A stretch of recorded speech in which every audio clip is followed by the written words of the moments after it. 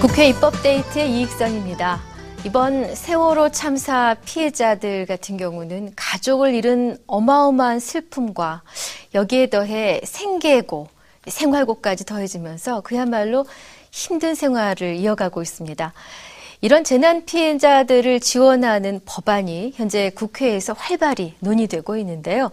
개정안을 대표 발의하신 새정치민주연합 한정혜 의원을 모시고 자세한 말씀 여쭤보도록 하겠습니다. 의원님 어서 오십시오. 네, 안녕하세요. 예, 반갑습니다.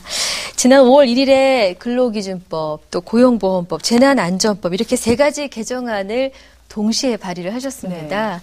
이 발의하시게 된 배경 먼저 여쭤보겠습니다. 사실 있어서는 안 되는 일이기도 한데요. 4월 16일 날 우리가 세월호 참사를 겪고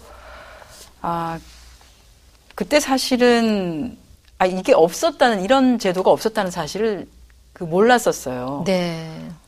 그리고 우리가 무엇을 할 수 있을 것인가를 이렇게 확인하는 과정 중에 하나로 제도적인 부분을 좀 체크를 해봤는데, 실질적으로 예를 들어서 이렇게 재난사고, 아주 큰 사고가 났을 경우에 직장을 다니는 사람들은 가족 중에 누군가가 이렇게 재난을 당하면 사실 직장을 다닐 수가 없잖아요. 그렇습니다. 그런데 이게 네. 본인이 가지고 있는 휴가 같은 거, 연차 휴가라고 할 수 있겠죠. 네. 연차 휴가 이런 것들을 쓰는 것 외에는 다른 방법이 없는 없죠. 거예요. 그런데 네. 이게 이제 장기화되거나 하게 되는 경우, 예를 들어 실종이 됐다든지, 지금도 네. 여전히 저희가 12분을 아직 못 찾고 있는 상황인데요. 이렇게 되는 경우에는 그러면 직장의 사업주로부터의 선의에만 기댈 수밖에 없는, 그렇죠. 그런 상황이 있어서 예. 이게 제도적으로 좀 있어서는 안 되는 일이지만 이런 일이 있다라고 하면 제도적인 부분에서 좀 보완이 돼야 되겠다 해서 근로기준법 이렇게 가족 중에 누군가가 재난을 당했을 경우에 그 실종자를 기다린다든지 그걸 찾는다든지 하는 과정에서 휴가를 좀 받을 수 있게끔 하는 것, 그리고 사실 이번 사건 같은 경우에는 굉장히 상처가 크게 남는 사건이기도 하고 이래서 따로 우리가 흔히 말하는 치유를 좀 필요로 하는 기간이 네. 필요할 수도 있습니다. 그래서 그렇죠. 특별하다라고 하면은 따로 이제 휴직을 할 수도 있게끔 네. 해야 되겠다고 해서 그런 제도를 좀 마련을 했고요. 이제 직장 생활의 경우에는 근로기준법, 고용보험법을 통해서 이렇게 개정이 가능한데, 그냥 장사를 하시는 분, 소상공인 이런 분들은 자영업을 하시니까 이런 분들은 어떻게 해야 되나 해서 저희가 해당 지자체나 광역단체에서 일단 지원할 수 있는 근거를 마련하는 방식으로 해서 재난안전관리기본법에 그것을 담았습니다. 네. 근데 좀 전에도 말씀 주셨습니다만은 이번에 실종자 가족의 품으로 돌아오지 못한 분들이 계시고, 그간의 기간으로 미뤄보면은 마음속 깊은 상처도 상처려니와 생계의 곤란을 겪는 분들이 많아지셨을 겁니다. 그렇습니다. 또 자영업자는 자영업자대로, 직장인은 직장인대로. 어떻습니까?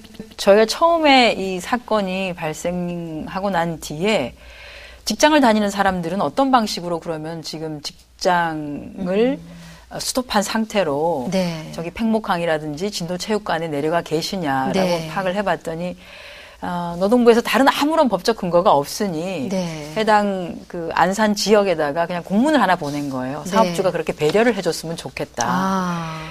근데 그게 쉽지가 않죠. 쉽지 제도적으로 않죠. 보완이 안 돼 예. 있으면. 그래서 사실은 지금으로 봐서는 벌써 2달이 넘었습니다. 그러니까 네. 개인이 가지고 있는 휴가는 다 쓴 상태이고 네. 사실은 그냥 퇴직을 하신 분들도 계시고요. 안 되니까. 예. 그래서 상황은 굉장히 좋지 않습니다. 특히나 자영업을 하신 분들 같은 경우에는 문을 닫고 있는 상황이기 때문에 실제 가족을 찾기는 했습니다만은, 가족들을 찾기는 했습니다만 지금 당장 생계가 좀 막막해 있는 네. 상황이기도 하고요. 그래서 그런 것들이 조금 제도적으로 보완이 돼야 되겠다. 그냥 단순하게 휴가 기간만 줘서는 될 게 아니라, 그렇게 휴가 기간이라 하더라도 일정 부분 우리가 평소에 고용보험을 납부하는 이유가 이런 유사시 발생했을 때 어떤 네. 방식이든지 조금 급여를 보전받을 수 있다라고 하면 조금 낫겠죠. 그래서 고용보험법에는 급여를 일정 부분 조금씩 보호를 받을 수 있게끔 하는 것들이 이번에 포함이 된 거죠. 네. 그러나 이제 자영업을 하시는 분들은 그게 쉽지가 않아서 일단 지자체가 최저생계비라든지 또는 학비 같은 경우에 학생들이 있는 경우에 학비를 좀 보존해 줄 수 있는 방법들 정도로 해서 일단은 그 시작의 물꼬는 열었다고 보고요. 이런 네네. 것들은 조금 제도적으로 우리가 운영을 해나가면서 보완을 해나가면 될 거라고 봐집니다. 사실 도입부의 의원님께서 좀 아픈 말씀을 하셨어요. 우리 이런 것이 없는 것조차 몰랐었다라는 그렇습니다. 말씀을 네. 해주셔서 많은 분들이 참 가슴이 뜨끔하셨을 것 같은데요. 일단 재난을 당했을 경우에 쉴 수 있게 해주는 것 제도적으로, 그리고 어느 정도의 생활이 가능한 정도의 약간의 비용을 보전하는 정도의 그렇습니다. 핵심 내용일 네. 것 같은데요. 네. 좀 구체적으로 들어가 보겠습니다. 먼저 근로기준법과 고용보험법 개정안, 이른바 이제 패키지 법안 이렇게 네네. 되어 있던데요. 가족재난휴가, 가족재난휴직을 신설을 하셨는데, 가족재난휴가, 사실 휴가는 아름다운 단어인데 앞에 네. 재난이 붙다 보니까 무겁습니다. 가족재난휴가 어떤 제도입니까? 휴가는 이렇게 큰 사고가 재난이라고 하는 게 굉장히 여러 가지로 있을 수 있죠. 태풍의 피해도 있을 그렇죠. 수 있고 예. 또는 뭐 지금과 같은 침몰 사고 이런 게 있을 수도 있고 자연재해일 수도 있고 그게 사회적 재난일 수도 그렇죠. 있고요. 여러 가지 예. 재난을 통해서 만약에 내 가족 중에 누군가가 실종이 되든지 또는 사고로 사망을 한다든지 하게 되면 그것을 사실은 수습하는 시간이 필요합니다. 예. 그래서 그걸 수습하는 시간적 여유를 해서 최대 한 30일 정도까지 네. 가족재난 휴가를 갈 수 있게 하자. 그러니까 뭐 가족의 범위라고 하면은 일단 배우자 네. 또는 이제 본인 부모, 자녀 여기에 네. 해당되는 것으로 일단 기준은 그렇게 정했고요. 네. 또는 이제 배우자의 부모. 요즘 뭐 아. 다들 자식들을 많이 낳지 않으니까 사실은 그 내 부모 또는 뭐 배우자의 부모 할 것 없이 같이는 못 다 쓰는 경우가 부모님이시죠. 많고 하기 때문에요. 네. 그래서 그렇게 정도로 기준을 정하고 그걸 수습하는 기간을 한 달 정도의 가족 재난 휴가를 통해서 정리를 할 수 있게끔 하자라고 하고, 그런데 이게 이제 특히 세월호 참사 같이 아주 상처가 깊이 남는 경우들이 있습니다. 네네. 너무 전혀 예상치 못했던 사고이기 때문에 이럴 네네. 경우에 좀 집단적인 치유가 필요한 경우도 있거든요. 네네. 도저히 일상으로 바로 돌아가기가 수 어려운 없는. 상황인 네. 경우에는 휴직을 할 수 있도록 해주자. 그래서 좀 치유할 수 있는 시간들을 좀 줄 수 있도록 하자 해서 그것은 한 6개월 정도까지 네네. 휴직 처리가 가능하도록 하는 그렇군요. 것들을 지금 제도에 담았습니다. 가족재난휴가, 가족재난휴직. 네. 근데 이 좀 가족의 범위는 뭐 배우자, 직계 존비속, 배우자의 부모 이렇게 말씀해 네. 주셨는데 재난의 범위를 어디까지 봐야 될지도 참 모호한 면이 있습니다. 있습니다. 예, 어떻게 규정을? 그래서 저희가 재난은 예. 지금 재난안전관리기본법에 정해진 재난이 있어요. 네. 그 기준에 의한. 왜냐하면 제가 법을 이제 3가지 법을 한꺼번에 냈는데 네. 기본적으로 지자체에서 그러니까 소상공인에 대해서 지원을 하는 경우에는 재난안전관리기본법에 의해서 하도록 되어 있고 그 재난안전관리기본법에서 정해진 재난의 범위, 네네. 그 범위를 통해서만 하는 것으로 되어 있는데 재난안전관리기본법에는 재난을 2가지 정도로 크게 아하. 분류를 합니다. 예, 그게 예. 이제 자연재난, 네. 뭐 태풍이나 홍수, 호우, 강풍, 풍랑, 해일 뭐 이런 것들이죠. 것들. 그야말로 예. 자연을 통해서 일어나는 재난이라고 네. 할 수 있고요. 하나는 이제 사회적 재난이라고 네. 우리가 볼 수 있는데 이런 거는 예를 들어서 교통 아주 대형의 지하철 사고 같은 예를 들어서 예전에 있었던 저희가 대구 지하철 참사 같은 예. 경우 그런 경우 또는 예를 들어서 뭐 통신상의 문제가 생겨서 예, 예. 발생하는 거라든지 해서 어쨌든 사회적 인프라와 관련된 것에서 발생하는 예. 재난 이렇게 해서 그 2가지 어쨌든 재난안전관리기본법에서 정하는 재난으로 한정해서 일단은 네. 하는 걸로 했습니다. 그렇군요. 네. 앞서 가족재난휴직제도에 대해서 잠깐 언급을 해주셨어요. 한 6개월 정도까지를 쉴 수 있게 하는 네. 것에 관한 말씀인데 쉬는 것이 단순히 쉬기만 하면은 이 도움이 잘 안 되죠. 뭔가 경제적인 어떤 기본 뭐 보전이 돼야 할 텐데 고용보험법을 통해서 휴직 급여를 지급하도록 하셨습니다. 예. 이 제도에 대해 좀 더 자세히 들어가서 설명을 해주셨으면. 직장을 다니는 분들은 보통 네. 자기가 받는 급여의 일정 부분을 고용보험으로 평소에 이렇게 납입을 하는 것이 있습니다. 그렇죠. 그런 것이 뭐냐면 예. 내가 고용상에 나중에 예를 들어서 해고를 당하든가 일자리가 네. 없어지거나 하게 되면은 실업급여를 받게 되거든요. 네.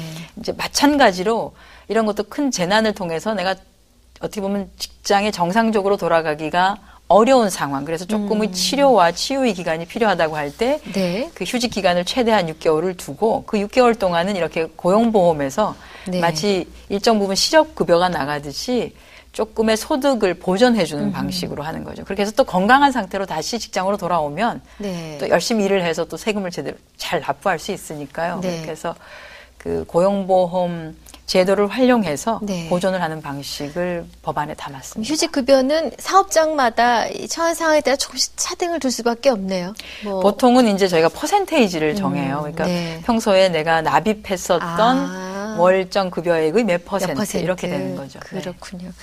근데 이제 사용자 입장에서 보면은 최대 6개월까지 휴직을 허락하고 거기에 대해서 또 어떤 공백이 생기고 그 사람이 다른 인력으로 대체할 수 없는 능력을 가진 사람이라면 막대한 피해가 날 수도 있는데 그렇습니다. 네. 혹시 그런 것으로 인해서 사용자가 좀 부담스러워한다거나 혹은 근로자에게 불이익이 생겨날 가능성은 있지 않을까요? 사업주가 처음에는 선의로서 이런 제도가 만들어진다 하더라도 정말 안 된 일을 당했다. 그러니까 당연히 그렇게 해야지 이렇게 하실 수 있을 거예요. 그런데 이게 말씀하신 것처럼 조금 길어지면 그렇죠. 장장 생산에 문제가 생기고 이렇게 하면 사업주로서는 저렇게 하느니 차라리 해고를 시킬까? 이런 생각을 가질 수도 있을 거예요. 그럴 어떻게 보면. 수도 있죠. 그럴 수도 있죠. 그래서 그것은 적절하지 않다고 해서 저희가 법안에다가 이러한 가족 재난, 그러니까 재난을 당해서 휴직을 하거나 휴가를 간 그 직원에 대해서 불이익을 주지 못하게끔 제도상에는 그렇게 담아놨습니다. 그리고 그 기간 동안에 한정된 기간 동안에 만약에 대체 인력이 필요하다고 하면 그것이야말로 이제 대체 인력을 사용할 수 있는 여지가 있기 때문에 사업주가 불이익을 주지 않게끔 제도적으로 보완 장치를 마련을 했습니다. 그렇군요. 근데 이제 궁금한 것이 우리 사회 기간제 근로자라든가 뭐 파견 근로자, 다른 형태의 근로자들이 많이 계신데 이런 분들은 해당이 될까요? 가능합니까? 원칙적으로는 해당이 되는 게 맞습니다. 원칙적으로는 해당이 되는 게 맞는데 기간제 또는 파견 노동자분들이 그 자체가 사실은 굉장히 불안정한 일자리이신 거죠. 왜냐하면 기간제라고 하는 게 사실은 기간을 정해놓고 일을 하시는 분이 많고 파견이라고 하는 것은 노동력만을 제공하는 방식으로 해서 인력을 공급하는 것만 되기 때문에 사실은 제도로서는 만들어질 수는 있지만 실질적으로 그게 작동이 되느냐의 문제는 좀 더 다른 일일 것 같아요. 그래서 그 부분은 저희가 기간제법과 관련해서 좀 더 세밀하게 좀 살펴봐야 되지 않나. 그래서 그건 조금 다른 방식으로 접근을 할 생각입니다. 지금 기존의 근로기준법과 고용보험법이 아닌 기간제법을 통해서 다른 방식으로 담아놓을 수 있는 방식을 조금 더 보완을 해야 될 것 같다는 생각은 듭니다. 원칙적으로는 해당이 돼야겠지만 사실상 그렇지 못할 가능성이 크다라는 뉘앙스가 실질적으로 일어나고 있는 상황이기 때문에. 그렇군요. 그런가 하면 벌금과 과태료에 대한 규정도 이번 근로기준법 개정안에 포함이 되어 있습니다. 이거는 했습니다. 어떤 내용입니까? 불이익을 주지 말아야 하는데 예를 들어서 정말로 재난을 당해서 휴가를 가는데 그 사이에 해고를 한다든지 하게 되는 경우에 사업주에게 이제 벌칙 조항을 도입을 한 거죠. 그래서 근로기준법에 대체적으로 근로자에게 하지 않아야 하는 불이익을 줬을 경우에 주는 그 벌칙 조항과 똑같습니다. 3년 이하의 징역 또는 3천만 원 이하의 벌금 수준으로 해서 저희가 벌칙 조항을 그렇게 담아놨습니다. 해고라면은 명명백백한 불이익이지만 예를 들어서 뭐 인사고과를 최하위를 줘서 그 다음 진급을 누락시킨다거나 예를 들어서 이렇게 그것도 불이익에 해당되거든요. 그래서 그런 것도 하지 못하게끔은 했죠. 그러니까 사실은 쉽지 않죠. 그러나 우리가 어떤 불행한 일을 당했을 때 그 기간을 본인이 제대로 일을 해서 평가를 받을 수 있는 기간이 아니었는데 그것을 일을 하지 않았다는 이유로 그것을 평가에 포함해서 불이익을 주면은 안 되겠죠. 그래서 자, 또 다른 법안이 바로 재난 및 안전관리기본법 개정안입니다. 학자금 지원하고 생계비 지원에 관한 내용도 있습니다. 일단 단어만 들어도 뭔가 좀 든든한데요. 이건 어떤 내용입니까? 이게 이제 직장을 다니는 분 같은 경우에는 고용보험법을 통해서 자기가 평소에 이제 납입을 했던 고용보험 기금에서 일정 부분을 급여의 형태로 보존을 받을 수 있지만 소상공인의 경우에는 그렇지를 않거든요. 자영업을 하시는 분 같은 경우에. 그래서 이분들에 대해서는 지자체가 이번에도 사실은 세월호 사건이 발생을 하고 안행부가 중심이 돼서 각 지자체에 그런 지시를 내린 바 있습니다. 각 지자체에서 지원할 수 있도록 해라라고 하는 것이죠. 근데 네. 이제 별다리 근거가 없으니까 다 만들어야 되는 법적 근거는 없이 지금 하고 있는 상황이거든요. 네. 그래서 이번에 아예 명료하게 법적 근거를 마련을 했고요. 특별하게 우리가 보존을 해야 되는 것이 생계비를 보존하는 것 아주 중요하죠. 그 생계비의 산정 가지고도 조금 시끄러웠습니다만 생계비의 일정 부분을 보존하는 것 그리고 학생들이 있을 경우에 사실 학비는 가장 중요한 부분이기도 그렇죠. 하기 때문에 예. 학자금을 보존하는 것 이 두 가지로 크게 나눠서 보존하는 것으로 했습니다. 예. 근데 그 현행 재난안전법에도 뭐 자금 융자라든가 이자 감면이라든가 상환 연기라든가 여러 가지 좀 이익이 될 만한 부분들이 있는데요. 세입자 보조와 같은 생계 안정 지원도 이루어지고 있고요. 근데 여기에 직접적인 그 생계비 지원까지 해준다 그러면 좋죠. 좋은데 너무 국가 재정에 부담이 되지는 않을까요? 저희가 매년 예산을 책정을 할 때 예비비라고 하는 것을 일정 부분 갖고 있는데요. 네. 사실 우리가 국가재난이라고 할 만한 재난이 굉장히 많이 일어나는 것은 아니거든요. 네. 그러나 그리고 있어서도 안 되는 것이죠. 그렇죠. 예, 있어서도 예. 안 되는 것이지만 이렇게 일어났을 때는 정말 지원이 돼야 되는 것이거든요. 우리나라 국민인데 큰 사고가 났는데 국가가 해줄 수 있는 것이 하나도 없다.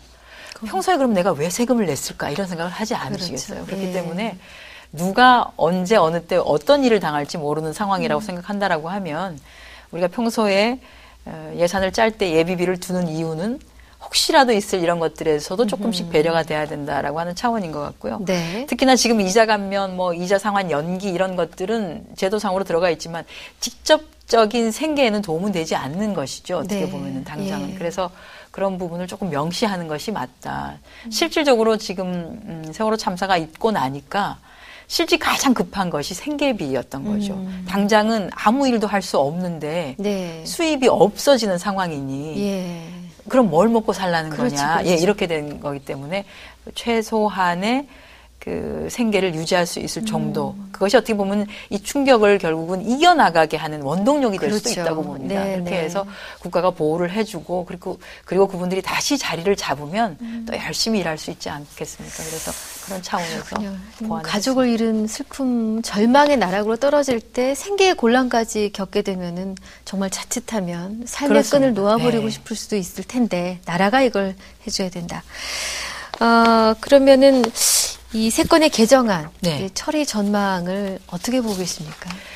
지금 세월호 참사 진상규명을 위한 국정조사도 네. 열리고 있고요. 그리고 세월호 특별법안도 지금 만들어야 된다라고 네. 하는 게 있고 저희가 지금 원구성이 잘 안 돼서 그렇습니다만 일하는 국회, 올해는 어쨌든 열심히 일하는 국회로 가져가야 된다라고 여야가 다 한 목소리를 내고 있기 때문에 네. 이 법안이 이제 두 가지는 환노위에서 다루게 되어 있고 네. 재난안전관리기본법은 안행위에서 다루도록 아하, 되어 있는데 예. 워낙 필요성이 확실한 법안이기 때문에 네. 저희 새정치민주연합에서는 당론으로 바로 채택을 했었어요. 네네. 그래서 아마 국회가 열리고 법안을 처리하는 과정이 되면 어떤 법보다도 빨리 처리가 될 것 같습니다. 네. 자, 끝으로 하나만 더 여쭤보겠습니다. 이번 개정안과 더불어서 또 달리 의원님께서 입법 계획을 잡고 계신 분야가 있으신가요? 입법 계획보다도 법안을 내놓은 게 있는데 네. 논의가 잘 안 되고 있었던 게 있었는데 오히려 지금 세월호 참사가 일어나면서 조금 적극성을 띌 수 있겠다라고 했던 것이 어떤 건데요? 제가 이제 산업안전보건법 개정안을 냈는데 네. 흔히 말해서 우리가 위험한 작업, 네. 그러니까 사람의 목숨을 잃을 가능성이 굉장히 큰 작업 이런 예. 것들을 주로 외주화를 많이 이렇게 시켜놨어요. 예. 원청 아주 대기업들이 자기들이 직접 관리하는 게 그렇죠. 아니라 사고도 많이 나고 뭔가 손도 많이 가고 관리 비용도 많이 들고 갔으니까 그냥 협력업체, 하청업체에다 줘서 네. 실질적으로 그렇게 대기업에서 사고는 났는데 다치는 사람은 다 하청업체 사람이고 그렇죠. 이런 상황이 예. 발생을 하는 거거든요. 그래서 원청 우리가 기업의 사회적 책임을 말은 하는데 실질적으로 원청이 별로 책임지지 않는 자꾸 그런 구조로 가고 있어서 네. 이 위험의 외주화와 관련돼서 원청의 책임을 조금 더 강화시키는 네. 법안을 냈었는데 예. 이게 이제 규제 완화 막 이런 거의 흐름을 타면서 굉장히 부정적인 기류가 강했었는데 네. 사실 세월호 참사 있어서는 안 되는 일이었지만 이 사건을 겪으면서 새로운 정말 안전한 대한민국을 만들어야 된다라고 하는. 근데 그 안전한 대한민국은 모든 대한민국 국민에게 똑같아야 된다. 그렇죠. 노동을 하는 분에게, 네. 뭐 장사를 하는 분에게 가릴 것 없이. 그래서 이렇게 우리 직장에서 일하시는 분들, 산업 현장에서 열심히 일하시는 분들에게의 안전을 좀 더 강화하기 위한 산업안전보건법도 지금 정부 분위기를 보면 조금 더 적극적으로 좀 하겠다, 개정하는데 열심히 하겠다고 하는 것 같아요. 그래서 그것이 좀 이번 7, 8월에 네. 처리가 됐으면 좋겠다 이렇게 생각합니다. 네. 아마 그럼 7, 8월에 한 번 좀 더 모셔야 될 것 같은데요. 의원님. 처리가 되고 나면 정말 한번 설명드릴 수 있는 기회가 저도 있었으면 좋겠어요. 네, 모셨으면 합니다. 오늘 귀한 시간 내주셔서 감사합니다. 네, 고맙습니다. 입법데이트 오늘은 새정치민주연합 한정혜 의원과 함께 한 시간이었습니다. 시청해주신 여러분 고맙습니다.